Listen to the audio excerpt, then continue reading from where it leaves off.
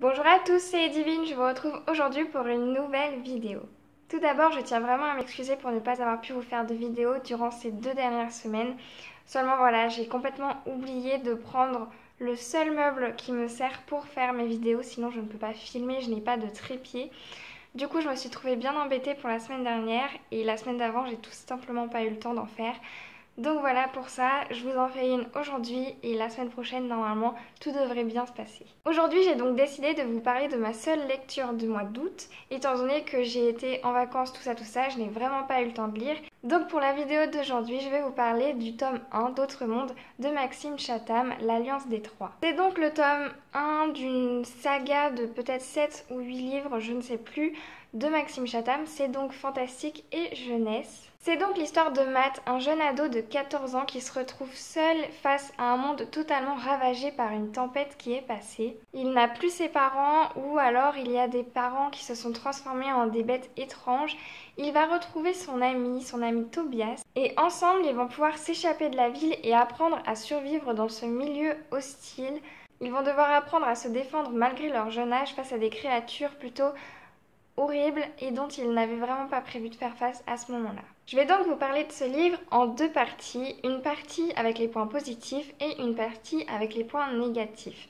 La première partie ce sera donc les points positifs et je dois dire que l'intrigue générale est vraiment plutôt bonne. J'ai vraiment aimé l'histoire de tous ces enfants qui se retrouvent seuls, sans parents, sans adultes. Ils doivent complètement être débrouillards et vraiment j'ai aimé le côté ne pas avoir d'influence adulte vraiment et avoir seulement ce côté adolescent, ce côté enfant, ce côté tellement naturel et sans arrière-pensée comme les enfants en fait. Et j'ai vraiment aimé ce côté-là, le côté enfance de ce livre m'a beaucoup plu.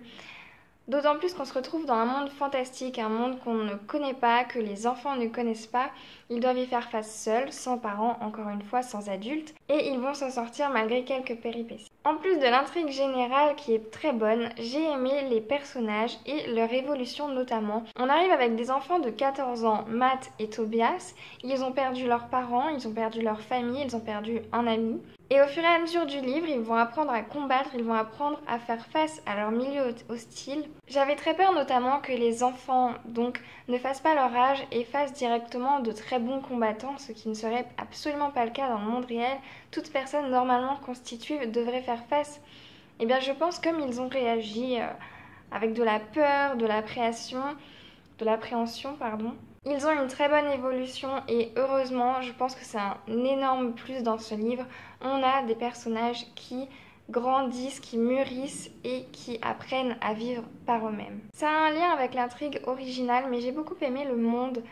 C'est un monde que Maxime Chatham a vraiment beaucoup travaillé. On retrouve dans ce monde une plume qu'on ne voit pas souvent. On a vraiment un monde travaillé, donc on a tous les bâtiments qui sont devenus boisés, qui sont hostiles.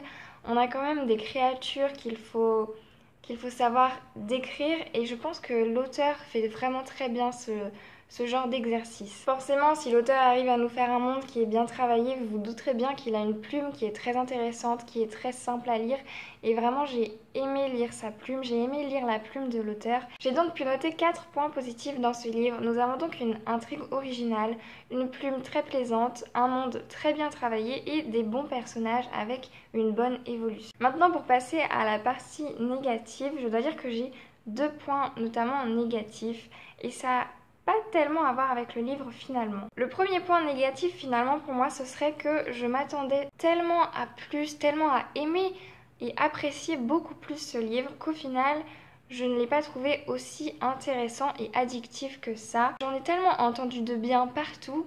Pour le coup, ça a vraiment été une mauvaise influence pour moi sur ce livre.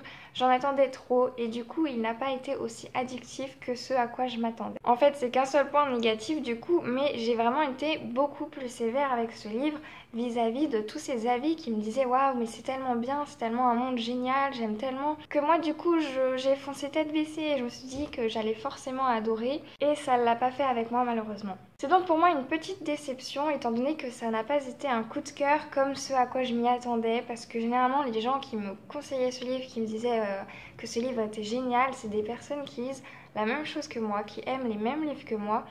Donc en toute logique, j'aurais dû l'apprécier autant, mais je pense que avoir trop lu et vu d'avis positifs m'a fait pencher la balance du mauvais côté. Seulement, ça ne m'empêchera évidemment pas de lire le tome 2, le tome 3, et il me semble que j'ai jusqu'au tome 4 ou 5 à la maison. Donc je vous reparlerai très certainement de ces livres et je vous ferai peut-être une vidéo avec les tomes réunis, peut-être lorsque la saga sera terminée, si elle n'est pas déjà terminée. Je conseillerais donc ce livre évidemment à des personnes qui aiment beaucoup la jeunesse et surtout le fantastique, mais évidemment à des personnes qui sont plutôt jeunes. Je pense que même si on aime la jeunesse et le fantastique, peut-être que ce livre n'accrochera pas à tout le monde. En tout cas avec moi il n'a pas accroché, peut-être qu'avec vous il accrochera. Ça va tout dépendre de vous. Si vous le sentez pas, ne vous forcez pas à le lire, et si vous le sentez, évidemment, foncez tête baissée comme moi et vous verrez. Voilà, cette vidéo est désormais terminée. J'espère qu'elle vous aura plu. En attendant, je vous souhaite de très bonnes lectures et vous dis à la prochaine.